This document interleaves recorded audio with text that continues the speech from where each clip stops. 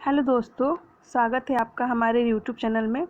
आज हम आपके सामने परियोजना और परियोजना से संबंधित कुछ इम्पॉर्टेंट क्वेश्चन लेकर आए हैं जो हर कॉम्पिटिटिव एग्ज़ाम में एक या दो तो बिल्कुल ही पूछे जाते हैं। अगर आपको परियोजना और परियोजना से संबंधित क्वेश्चन पसंद आए तो प्लीज़ इसको ज़्यादा से ज़्यादा शेयर कीजिए, सब्सक्राइब कीजिए और लाइक कीजिए प्लीज़ गाइज़।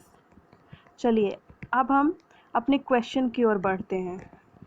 फर्स्ट क्वेश्चन है, भाखड़ा नांगल परियोजना किस नदी पर स्थित है? सतलज नदी, महानदी, बेतवा नदी और कोयना नदी। तो याद रखिएगा, भाखड़ा नांगल परियोजना सतलज नदी पर स्थित है। ठीक है। और अगर ये क्वेश्चन पूछा जाए कि किन राज्यों को लाभान्वित करती है, तो भाखड़ा नांगल परियोजना जो है हिमाचल प्रदेश, पंजाब, हरियाणा और राजस्थान को लाभान्वित करती है। फिर से याद कीजिएगा गाइस, हिमाचल प्रदेश, पंजाब, हरियाणा और राजस्थान। चलिए अब सेकंड क्वेश्चन पर हम आते हैं। दुर्गा बैराज परियोजना किस नदी पर स्थित है? ऑप्शन में है तवा नदी, चंबल नदी, पेरियार नदी, दामोदर नदी। तो इसका आंसर होगा दामोदर नदी। याद रखिएगा गाइस, दुर्गा बैराज परियोजना दामोदर नदी पर स्थित है। और ये किन राज्यों को लाभान्वित करती है? तो ये लाभान्वित करती है झारखंड और पश्चिम बंगाल को। फिर से बोल रही हूँ गाइस, झारखंड और पश्चिम बंगाल को। थर्ड क्वेश्चन है, दामोदर घाटी योजना किस नदी पर स्थित है? ऑप्शन में है ताप्ती नदी, बेतवा नदी, दामोदर नदी और कोयना नदी। तो दामोदर घाटी योजना में ऑप्शन से ही पता चल जा रहा है कि दामोदर नदी पर स्थित है। और ये किन राज्यों को लाभान्वित करती है? तो ये भी झारखंड और पश्चिम बंगाल को लाभान्वित करती है। अब याद रखिए गाइस, ये दोनों जो राज्य है सेम है। दोनों राज्य जो लाभान्वित करती है वो दोनों सेम है। थर्ड जो है, फोर्थ क्वेश्चन, तिलैया परियोजना किस नदी पर स्थित है? ऑप्शन में है सतलज नदी, बराकर नदी, महानदी, दामोदर नदी। तो तिलैया जो है बराकर नदी पर स्थित है। और अगर पूछा जाए किस राज्य को लाभान्वित करती है, तो ये झारखंड को लाभान्वित करती है। ये सिर्फ झारखंड को, याद रखिएगा, सिर्फ झारखंड को। पांचवें क्वेश्चन पे आते हैं, पंचेत बांध परियोजना किस नदी पर स्थित है? ऑप्शन में है पेरियार, दामोदर, रिहंद और बेतवा। तो इसका होगा दामोदर नदी पर स्थित है पंचेत बांध। और ये किस राज्य को लाभान्वित करती है? तो ये भी झारखंड। अब ध्यान दीजिएगा गाइज, जो सेकंड और थर्ड क्वेश्चन है, दुर्गा बैराज परियोजना और दामोदर घाटी योजना, इनका दोनों लाभान्वित राज्य दोनों सेम है और फोर्थ और फिफ्थ का लाभान्वित राज्य सेम है। अब हम आते हैं 6 नंबर पे। कोसी परियोजना किस नदी पर स्थित है? ऑप्शन में है सोन नदी, कोसी नदी, बेतवा नदी और गंडक नदी।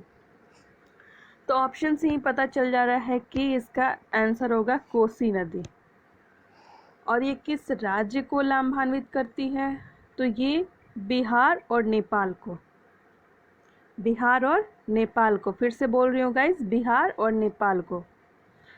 7th क्वेश्चन, गंडक नदी परियोजना किस नदी पर स्थित है? सतलज नदी, नर्मदा नदी, गंडक नदी, कोराडी नदी। तो इसका भी ऑप्शन में है गंडक, तो इससे हम लोग आसानी से टिक लगा सकते हैं गंडक नदी। और ये किस राज्य को लाभान्वित करती है? तो ये भी बिहार और नेपाल, तो ये भी दोनों सेम है। तो एक जगह इस तरीके से मैंने क्वेश्चन बनाया है जिससे आप लोग को लाभान्वित राज्य के साथ साथ परियोजना भी याद हो जाए। अब 8 क्वेश्चन पे आते हैं। बाण सागर परियोजना किस नदी पर स्थित है? ऑप्शन में कोराडी नदी, बेतवा नदी, झेलम नदी और सोन नदी। तो इसका आंसर होगा सोन नदी। अब ये पूछा जाए अगर कि ये किस किस राज्य को लाभान्वित करती है, तो ये करती है बिहार, यूपी और एमपी। फिर से बोल रही हूँ, बिहार, यूपी और एमपी। अब हम लोग आते हैं रामगंगा परियोजना। रामगंगा परियोजना किस नदी पर स्थित है? तो ऑप्शन में है बेतवा नदी, रिहंद नदी, सोन नदी, रामगंगा नदी। तो रामगंगा से ऑप्शन में ही पता चल जा रहा है रामगंगा नदी। और लाभान्वित राज्य तो यूपी। ठीक है गाइस, याद रखिएगा लाभान्वित राज्य क्या है? यूपी।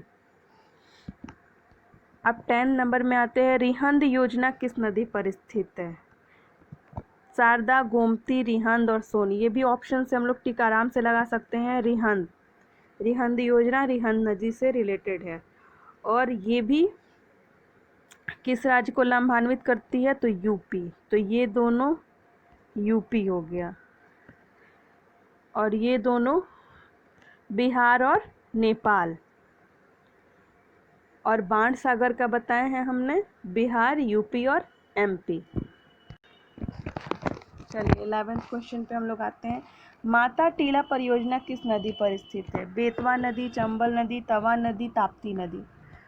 तो इसका ऑप्शन में क्या क्या है हमने बताया, बेतवा नदी, चंबल नदी, तवा नदी और ताप्ती नदी।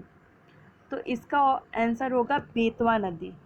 ओके गाइस, बेतवा नदी। और ये किस राज्य को लाभान्वित करती है? तो ये करती है यूपी और एमपी। किसको करती है? यूपी और एमपी। मैं बार बार रिपीट कर रही हूँ जिससे आप लोग को याद हो जाए। अब हम लोग 12th क्वेश्चन पे चलते हैं। शारदा परियोजना किस नदी पर स्थित है? ऑप्शन में है शारदा, गोमती, झेलम, बेतवा। तो ये ऑप्शन से ही पता चल जा रहा है कि शारदा नदी पर स्थित है। और ये किस राज्य को करती है? तो यूपी को। ये यूपी को।